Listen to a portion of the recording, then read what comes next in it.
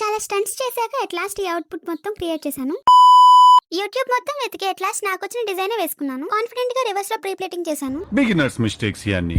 కొంతమంది ఇది half sorry అన్నారు, కానీ కాదు, నేను శారీతోనే హాఫ్ సారీ లాగా పెట్టాను. తర్వాత అయితే పూజ చేశాను. చూస్తేనే అర్థమైపోతుంది నేను కాళహస్తిలో తెచ్చాను. ఈ సారీ మా అమ్మది. జ్యువెలరీ డీటెయిల్స్ కావాలంటే నంబర్ కి మెసేజ్ చేయండి. కలెక్షన్ అయితే చాలా బాగుంది. ఇంకా ఈవినింగ్ అయితే శివాలయం వెళ్తామని చెప్పి రెడీ అయ్యాను. అండ్ ఇది కూడా నేను ఒక ఆన్లైన్ పేజ్ నుంచి తీసుకున్నాను. నన్ను ప్రశాంతంగా వీడియో కూడా తీసుకుని మా తమ్ముడు. నేను మా తమ్ముడు ఒక దగ్గర ఉంటే అది ఎలా అవుతుందో జర్నీ అందరికీ తెలిసింది. అందుకే మా డాడీ నన్ను తీసుకెళ్తా అన్నాడు. తమ్ముడేమో అనుకుంటూ మా వెనకే వస్తున్నాడు. మా నాన్నకి బయటికి ఇలా అంతా రావడం అంత ఇష్టం ఉండదు. దట్టు క్రౌడ్ ఎక్కువ ఉంటది కాబట్టి అసలు తీసుకురాడు. లిటరలీ ఎలా అంటే ఇంతకు ముందు ఒకసారి తీసుకొచ్చి అంతా దేవుడే ఉన్నాడు కదని చెప్పి క్రౌడ్ చూసి బయట టెంకాయ కొట్టి ఇంటికి తీసుకెళ్లాడు.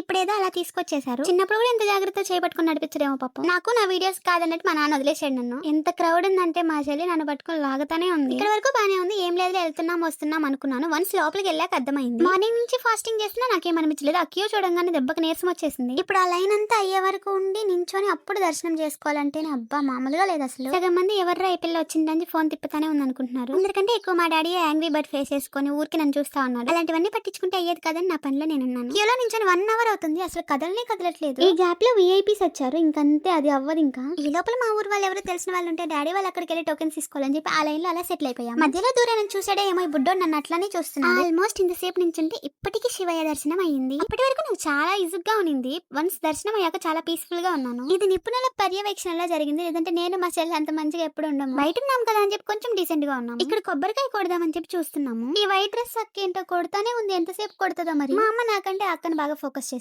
ఒకటోసారి